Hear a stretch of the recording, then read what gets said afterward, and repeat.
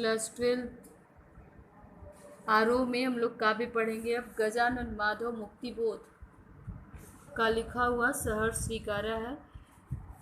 इनका जीवन परिचय है कि हिंदी आधुनिक साहित्य की नई कविता काव्यधारा के प्रमुख कवियों में गजानन माधव मुक्तिबोध का नाम लिया जाता है। इससे पहले आपने जो प्रकरण पढ़ा था रघुवीर सहाय का, वो भी तार सप्तक के कवि हैं। अज्ञेय द्वारा प्रतिष्ठापित तार सप्तक के प्रमुख कवियों में से एक हैं। गजानन माधव मुक्तिबोध भी तार सप्तक के कवि थे। इनका जन्म 13 नवंबर सन 1917 को ग्वालियर मध्य प्रदेश राज्य में हुआ था और इन्होंने साहित्य की कई विधाओं पर अपनी रचनाएं लिखी थी। मुक्तिबोध जी का 46 वर्ष की आयु में 11 सितंबर सन 1964 को नई दिल्ली में स्वर्गवास हो गया। इनकी प्रमुख रचनाएं काव्य कृतियों में है। इनका प्रमुख फेमस रचना है चाँद का मुँह टेढ़ा है, भूरी भूरी खाक धूल, कहानी संग्रह विपात्र सतह से उठता आदमी। आलोचना इन्होंने कहा है तार सप्तक के कवि, कामायनी एक पुनर्विचार, भारतीय इतिहास और संस्कृति, नई कविता का आत्मसंघर्ष और अन्य निबंध, नए साहित्य का सौंदर्य शास्त्र, ब्रह्म राक्षस व अंधेरे में इनकी प्रमुख कविताएं हैं। इनकी काव्यगत विशेषता है कि मुक्तिबोध जी प्रगतिवादी दृष्टिकोण रखने वाले कवि थे। शोषितों के प्रति इनके हृदय में गहरा लगाव था। कविताओं में जीवन से जुड़ी सजगता विद्यमान थी। उनकी लेखनी अंतर्राष्ट्रीय परिवेश तथा देश की आर्थिक व्यवस्थाओं पर अपने अनेक विचार दिए थे। भाषागत विशेषता है कि इनकी कविताओं में क्लिष्टता और जटिलता है। इनकी कविता अद्भुत संकेतों से भरी जिज्ञासाओं से अस्थिर है। इनकी काव्य कृतियों में जीवन से जुड़ी भावात्मक और विचारात्मक विषय को गंभीर बनाने में सहायक है। जो आपको कविता पढ़नी है सहर्ष स्वीकारा है इनका।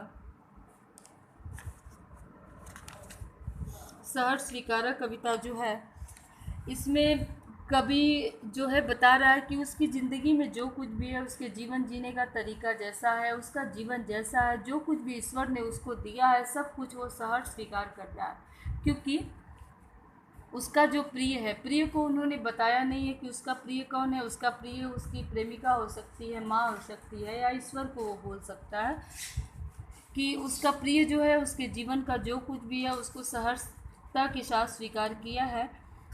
तो इसमें एक तरह से इसके काव्य में विरोधाभास है। कहीं कहीं कवि कह रहा है कि अपने ज़िंदगी में जो कुछ भी है सहर्ष स्वीकारा है क्योंकि उसके प्रिय को वो प्रिय है, और अंत में कवि ये बता रहा है कि वो अपने प्रिय के अत्यधिक आत्मीयता से व्याकुल है। उसका अस्तित्व ही समाप्त हो चुका है, वो अपने अस्तित्व को ढूंढना चाहता है।